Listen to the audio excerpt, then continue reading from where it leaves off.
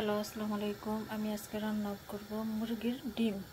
মুরগির ভিতরে যে ডিমগুলো থাকে ওই ডিম নিয়ে আসছি আমি। হাফ কিলো পরিমাণ হবে। তারপরে পেঁয়াজ কেটে নিয়েছি, হলুদ, মরিচ, জিরা, ধনিয়া, গরম মশলা আর আদা রসুন বাটা। আমি একটা প্যান নিয়ে নিয়েছি। এখন আমি পরিমাণ মতো অয়েল দিয়ে দিলাম। আমি এখন পেঁয়াজগুলো দিয়ে দিলাম। এর সাথে পরিমাণ মতো লবণ দিয়ে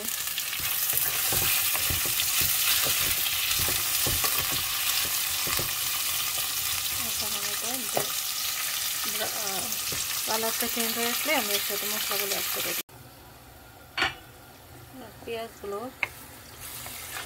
ব্রাউন কালার হয়ে গেছে। এখন আমি এর মধ্যে মশলাগুলো দিয়ে দেবো।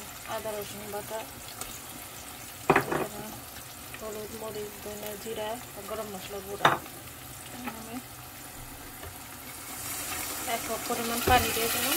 এটা আমি মশলাটা ভালো করে কষি পরে আমি ডিমগুলো দিয়ে দেবো। আমি এর সাথে কিছু টমেটো অ্যাড করব।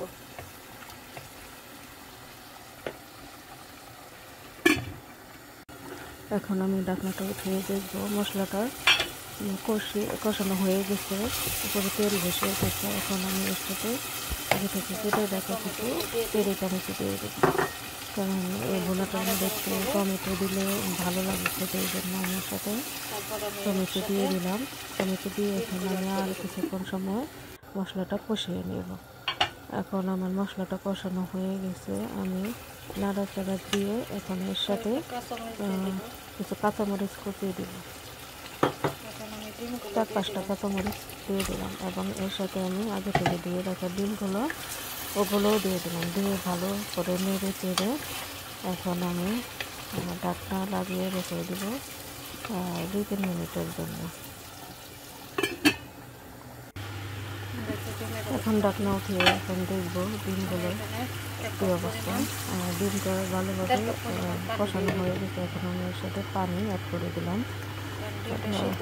আরও একটু সিদ্ধ হওয়ার জন্য একটু পানি দিতে হবে। আর আমি এটা বোনা বোনা করবো না, একটু হালকা ঝোল করবো। এটা ভাতের সাথে, পোলাও, রুটি, পরোটার সাথে কিছুর সাথে খাওয়ার জন্য আমি এখন আবার ঢাকনা উঠিয়ে দেখলাম মোটামুটি রান্নাটা হয়ে আসছে। আর 3-4 মিনিট রান্না করলে আমার হয়ে যাবে। পানিটা আর একটু শুকিয়ে নেব আমি।